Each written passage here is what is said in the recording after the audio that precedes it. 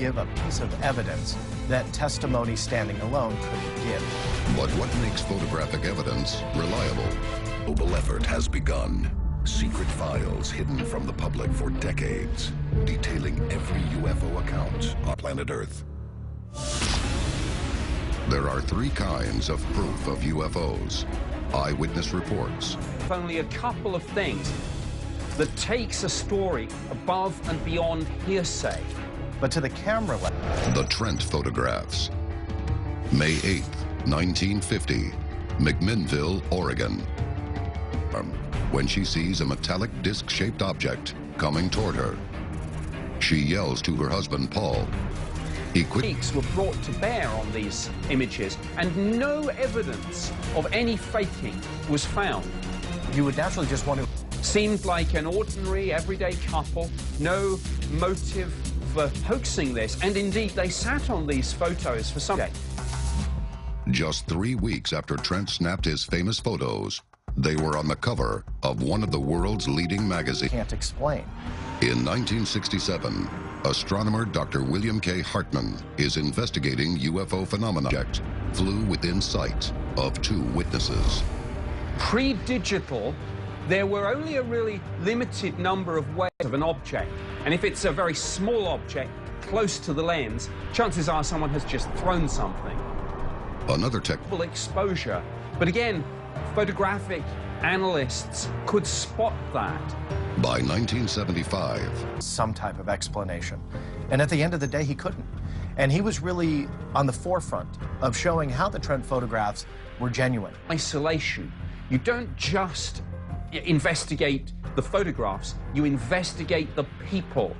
I mean, and very often... Catches the U.S. Air Force in a debunking nightmare.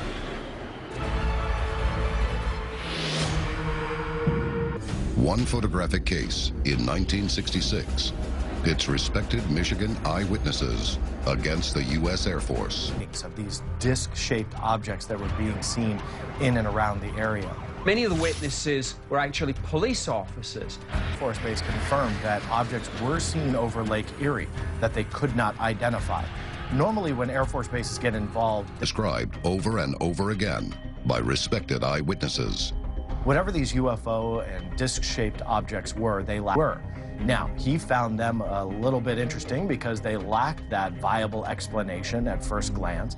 Hynek analyzed. To finding out whether something was real or whether it had been done in a dark room. But Hynek is barely into the investigation when he allegedly explained and debunked many UFO sightings. Autokinesis is the phenomena where if you look at a point of light and a Camera, they start taking images of it. your brain actually will start playing tricks on you that this light is moving. It could be absolutely... When the U.S. Air Force sent Hynek to investigate, the whole thing was dismissed as, oh, it's just swamp. Was seen by a witness. Swamp gas was always the fallback explanation for what the UFO was. It didn't matter if it was metallic. Air Force. It became a cliche, a meme. Almost any UFO photograph or sighting could be dismissed. We realized swamp gas probably isn't that fallback explanation the United States Air Force wanted us to believe. But why did Alan Hynek? Well, in this case, it didn't work. It made people angry, including in the longer term, Hynek himself. And I mean, this case was, I think, actually, people were seeing very real things. By the mid-1980s, a brand new invention, the digital camera. 50 years ago versus today in digital photography. I think those are a little bit more valuable to the field. You've got the really kind of lack photography. I mean, these days it's all about pixels and computers.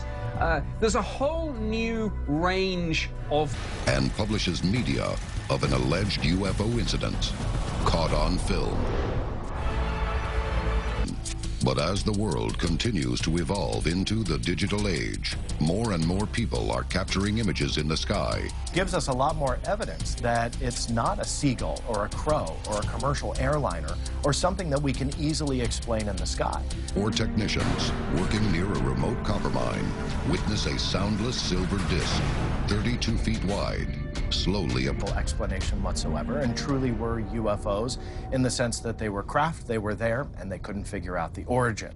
The Chilean... All around the world that they're getting out of the UFO game. They're closing down their UFO projects. Chile seems to be ramping up its effort. These are not faked images. There's no hoaxing here.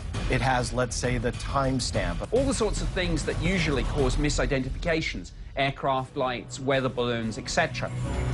Chilean Air Force investigates The United States, that this could be technology that we have. Is it? I don't know. If they're inquiring with the United States government, the United States military, and we don't know what this is, but it's for real, and it doesn't look like any known aircraft or air... It has become nearly impossible to separate a hoax from what may be an actual UFO phenomenon. But the modern advent of the digital camera has brought a flood of hoaxes, and it has many experts questioning The hoaxers have more and more sophisticated techniques. I mean, it started off with Photoshop and CG. Graphic evidence along with us of our daily lives. Chances are we're going to catch UFO evidence in these pictures, in these... Looking at body language, whether it's looking at the combination of words that people use, or whether it's even monitoring... Unraveling this mystery. Because if there's something in the sky, chances are there's going to be a camera rolling. And that technology, hopefully...